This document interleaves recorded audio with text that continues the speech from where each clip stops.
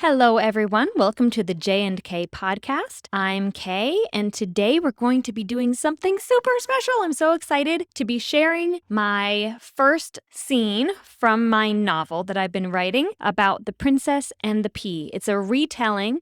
It's a young adult fantasy genre, and I'm excited to start sharing Adira's story with you guys. So if you are interested in hearing the rest of the story, I'll be releasing it scene by scene.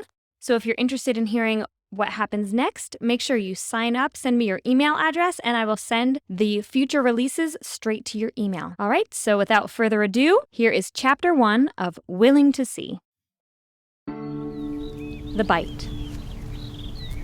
The sun beat down as it neared the horizon behind her. Adira swished through the dust, swirling in tendrils around her skirt as she hurried down the path. She squinted, searching the edge of the village for a glimpse of her father and brothers. She felt goosebumps rise on her arms, even in this warm weather. What could be keeping them? She picked up her pace. She knew Sage wanted to get home as soon as possible after work was done. They were finally going to celebrate his birthday at dinner tonight. Adira couldn't help feeling something important must have happened to keep her brothers away. Something just wasn't right. She approached the village gate and heard voices around the wall. Voices she recognized. She sighed in relief. Nothing's wrong. I was overreacting. They must have just been delayed by... Adira stopped dead in her tracks. 3 men were carrying a makeshift stretcher upon which lay a 4th man.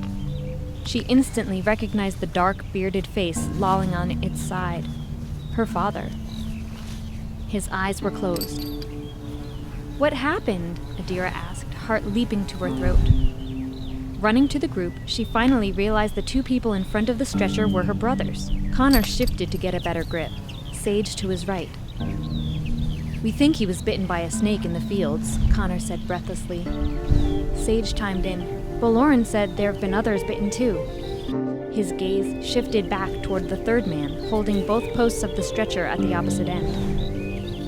Adira recognized their neighbor, one of her father's closest friends. Adira had heard of a villager from Julenia being bitten by a snake not long ago.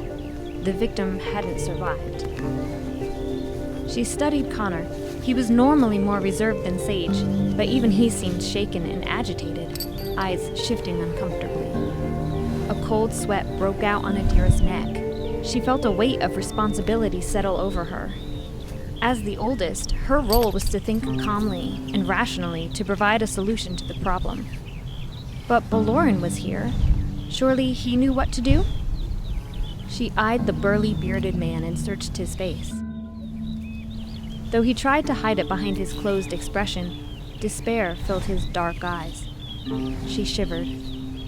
Perhaps the rumors were exaggerated. Perhaps they were overreacting. "Let me help." She grabbed a handle from Boloran, so each of them now held a corner. "Let's get him home. Then I'll run to the apothecary." Her heart sank into her stomach. I hope Mother is strong enough to handle the shock.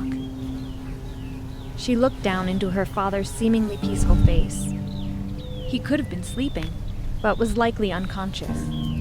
Adira knew her father would never let anyone carry him on a stretcher if he could help it. He hadn't made a sound. "Papa, don't leave us. It's not your time." She choked back a sob and blinked back hot tears, tightening her grip on the stretcher as they made their way home.